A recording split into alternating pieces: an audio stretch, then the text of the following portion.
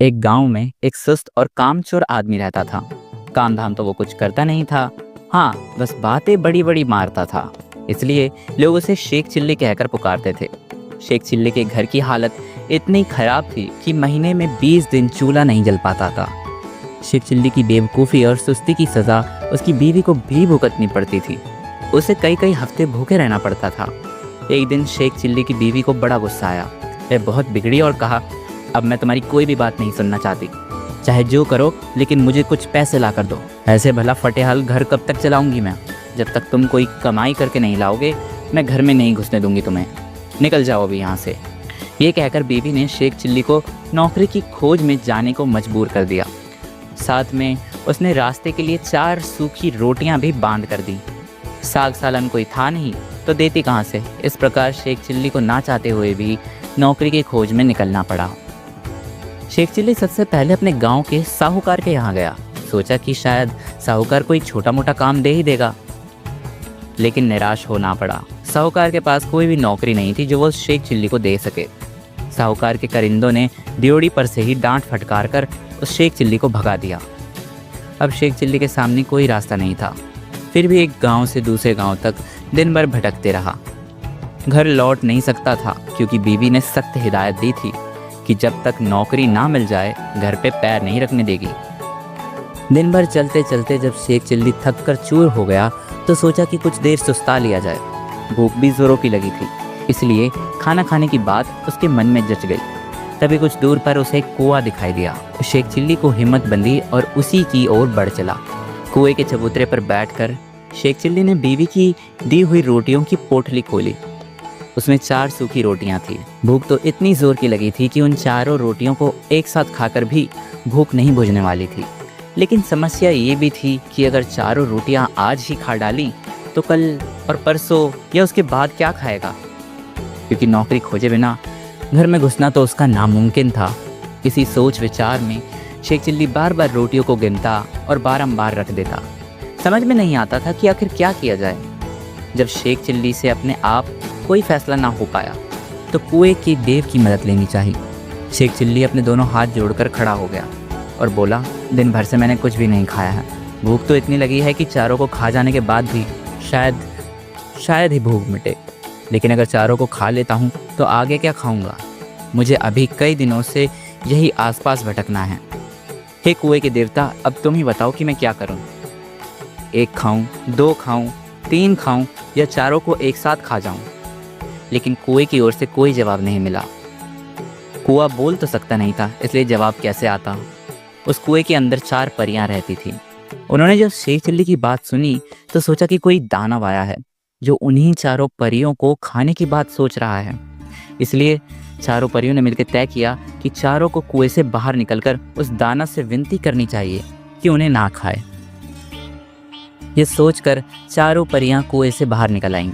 हाथ जोड़कर वह शेख चिल्ली से बोलने लगी, हे दानवराज, आप तो बड़े बलशाली हैं। आप व्यर्थ ही हम चारों को खाने की बात सोच रहे हैं।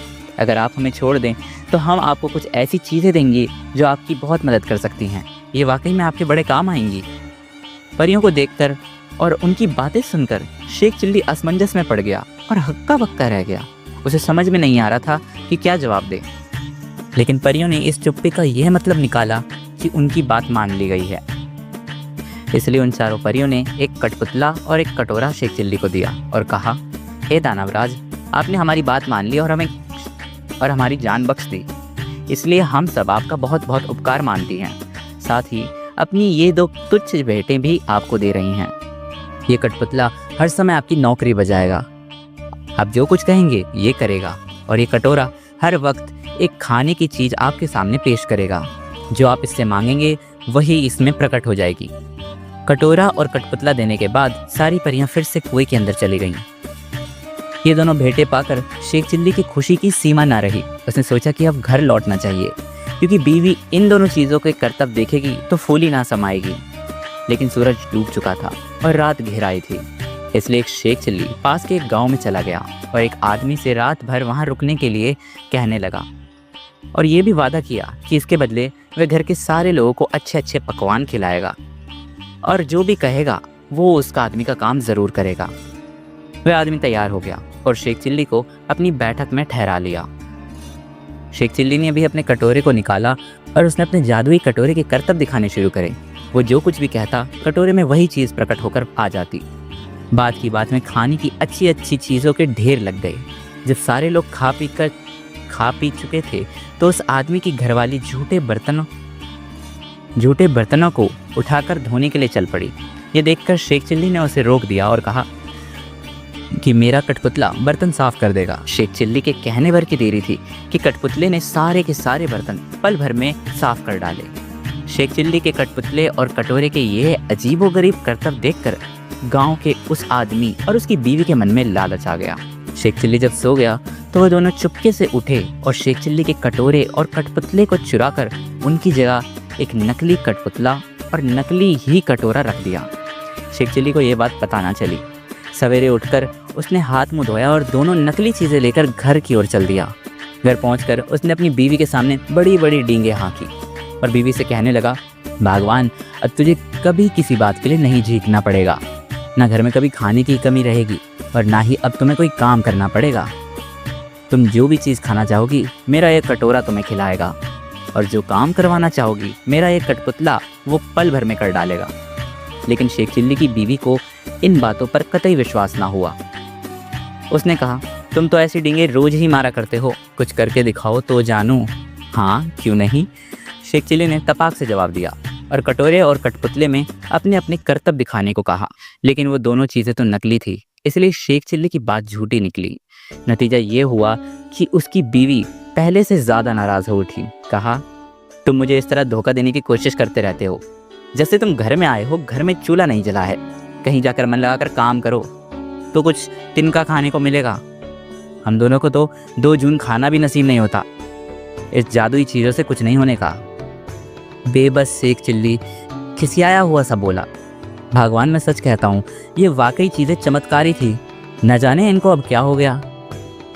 लेकिन क्या करता, बीवी के क्रोध के सामने उसे फिर से अपने घर से निकलकर जाना पड़ा। शेख चिल्ली फिर उसी कुएं के चबूतरे पर जाकर बैठ गया। समझ में नहीं आ रहा था कि अब क्या किया जाए। जब सोचते सोचते वह हार गया और कुछ भी समझ में नहीं आया तो शेख चिल्ली की आंखों में पानी छलछला गया और रोने लगा। ये सब देखकर कुएं की चारों परियां फिर से बाहर आईं और शेख चिल्ली से उसकी नाराजगी और रोने का कारण पूछा। शेख चिल्ली ने सारी आपबीती कह सुनाई। परियों को हंसी आ गई। वह बोली, हमने तो तुमको कोई भयानक दानव समझा था और इसलिए खुश करने के लिए वो चीज़ें दी थी ताकि तुम हम सबको ना खा जाओ, लेकिन तुम तो बड़े ही भोले भाले मानुस हो। खैर, घबराने की ज़रूरत नहीं, हम तुम्हारी मदद ज़रूर करेंगी। तुम्हारा कठपुतला और कटोरा उन्हीं लोगों ने चुराया होगा जहाँ पर तुम रात भर के लिए ठहरे थे। इस बार तुम्हें हम एक रस्सी और एक डंडा दे रही हैं। इनकी मदद से तुम उन दोनों को बांध कर व मार पीट कर अपनी दोनों चीज़ें वापस पा सकते हो।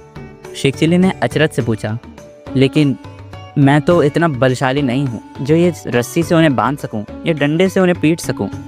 इसके जवाब में परियों ने कहा, तुम निश्चिंत रहो, ये दोनों भी जादू ही चीज़ें हैं। तुम्हारे हुक्म की देरी है और ये अपने आप ही चलने लगती हैं। ये रस्सी अपने आप ही दोषी को सज़ा देने के लिए कसती चली जाती हैं और ये डंडा भी अपने आप ही दोषी की तरफ हुक्म करने पर उन्हें पीटने लगता है। इसके बाद परियां फिर से कुएं में चली गईं। जादुई रस्सी और डंडा लेकर शेख चिल्ली फिर उसी आदमी के यहाँ पहुँचा और कहा, इस बार मैं तुम्हें कुछ और नए करतब दिखाता हूँ। वह आदमी भी लालच का मारा था। उसने समझा कि इस बार कुछ और चीज़ों पर हाथ साफ करने को मिलेगा, इसलिए उसने खुशी खुशी शेख चिल्ली को अपने यहाँ टिका लिया। लेकिन इस बार उल्टा ही शुरू हुआ। शेख चिल्ली ने जैसे ही हुक्म दिया वैसे ही उस घरवाले और उसकी बीवी को जादुई रस्सी ने कसकर बांध लिया और जादुई डंडा दनादन पिटाई करने लगा। अब तो वो दोनों चीखने चिल्लाने लगे और माफ़ी मांगने लगे। शेख चिल्ली ने कहा, तुम दोनों ने मुझे धोखा दिया है। मैंने तो ये सोचा था कि तुम दोनों मुझे यहाँ रहने की जगह दे रहे हो तो तुमसे बड़ा और कोई नहीं है, इसलिए मैं तुम्हारा कदरदान था। लेकिन तुमने मेरे साथ उल्टा ही बर्ताव किया, मेरे कठपुतले और कटोरे को ही चुरा लिया। अब जब वे दोनों चीज़ें तुम मुझे वापस कर दोगे तभी मैं अपने रस्सी और डंडे को रुकने का हुक्म दूंगा। उन दोनों ने झटपट दोनों चुराई हुई चीज़ें शेख चिल्ली को वापस कर दी।